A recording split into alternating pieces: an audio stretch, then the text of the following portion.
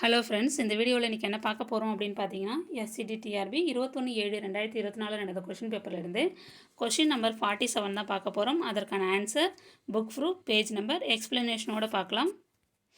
Question பாருங்கள். தமிழர்கள் பெரிய நீர்நிலைகளை கடக்க எவற்றை பயன்படுத்தினர்? ஆப்ஷன் ஏ வங்கம் களம், ஆப்ஷன் பி ஓடம் தோணி, ஆப்ஷன் சி புனை படகு, ஆப்ஷன் டி தெப்பம் மிதவை. இந்த கொஷின் வந்து எந்த புக்கில் இருக்குது அப்படின்னு பார்க்கலாம். இதோ பாருங்கள். இதுவும் 7th ஸ்டாண்டர்ட் புக்கில் டேர்ம் 2ல் பேஜ் நம்பர் 9ல் இருக்கும் பாருங்கள்.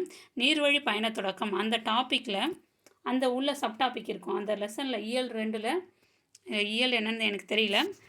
ஸ்டாண்டர்ட் 7 டேர்ம் 2ல் பேஜ் நம்பர் 9ல் இருக்கும். அதோ பாக்ஸ் போட்டு காமிச்சிருக்கோம் பாருங்கள். தமிழர்கள் தோணி, ஓடம், படகு, புனை, மிதவை, தெப்பம் போன்றவற்றை சிறிய நீர்நிலைகளை கடக்க பயன்படுத்தினர். அடுத்தது களம், வங்கம், நாவை முதலியவை அளவில் பெரியவை. இவற்றை கொண்டு தமிழர்கள் கடல் பயணம் மேற்கொண்டனர். அப்போ பெரிய அளவிலான நீர்நிலைகளை கடக்க எதை பயன்படுத்தினர் அப்படின்னு பார்த்தீங்கன்னா, களம், வங்கம், நாவாய், இது மூணும் தான். ஓகேங்களா? இந்த மூணும் ஆப்ஷனில் இருக்கான்னு பாருங்கள். களம், வங்கம், நாவாய் இது வந்து பெரிய நீர்நிலை கடக்க பயன்படுத்தினாருங்க. யாருன்னா தமிழர்கள். ஓகேங்களா? களம், வங்கம், நாவாய் ஆப்ஷனில் இருக்கான்னு பாருங்கள். களம், வங்கம் ஆப்ஷன் ஏலே இருக்குது. மற்ற எதுலேயும் இல்லை.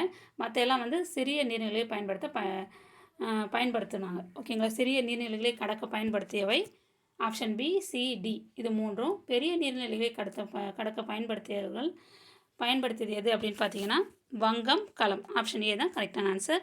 இந்த வீடியோ உங்களுக்கு பயனுள்ளதாக இருக்கும்னு நான் நம்புகிறேன். Thank you friends.